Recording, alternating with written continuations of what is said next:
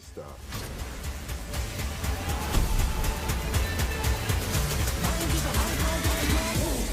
Because what if somebody actually knew what we really are?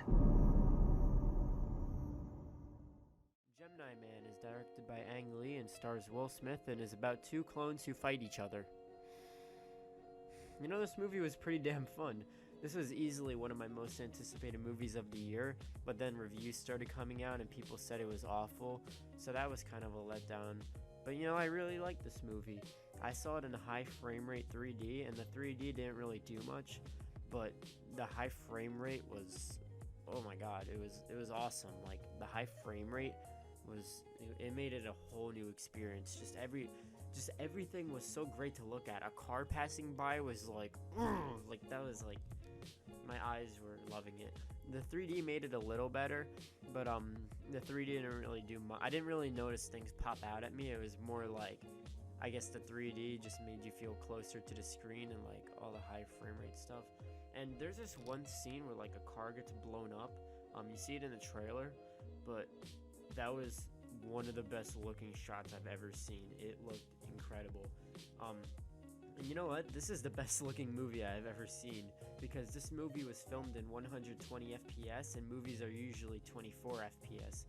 And wow, it was awesome. Now let's talk about the good about this movie, even though I basically just praised the visuals and everything. But the performances, Will Smith I think is really good in this movie, and Marion Weinstein, I can't, I'm really stupid. Just everyone was like really good. Clive Owen gave a really fun performance, though I think his character could have had some more depth. The action, easily the best thing about the movie. There's just some fantastic action sequences, and the high frame rate, it felt like IMAX, really.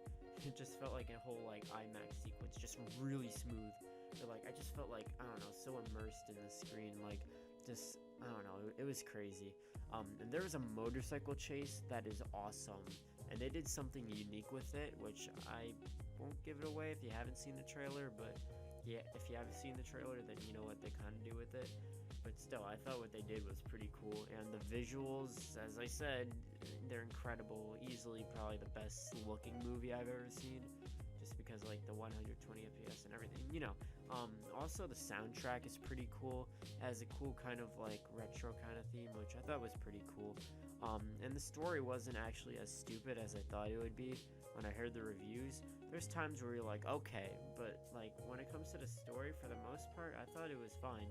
Like, they add enough originality to it to make it, like, you know, not feel like a rehash of other movies we've seen.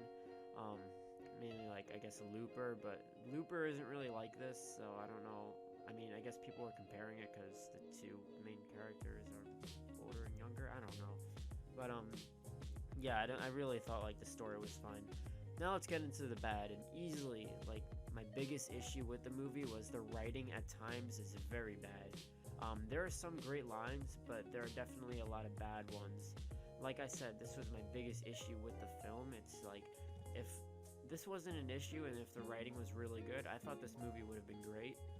But like, the writing was just like, for a lot of lines and everything, just like, I don't know, some of it felt like first draft even though it wasn't, and it just felt really lazy at times.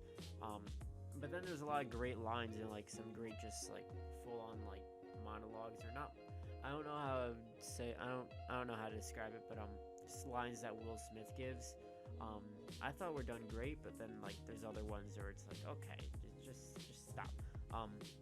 And this movie could use some more action, because sometimes it can get boring.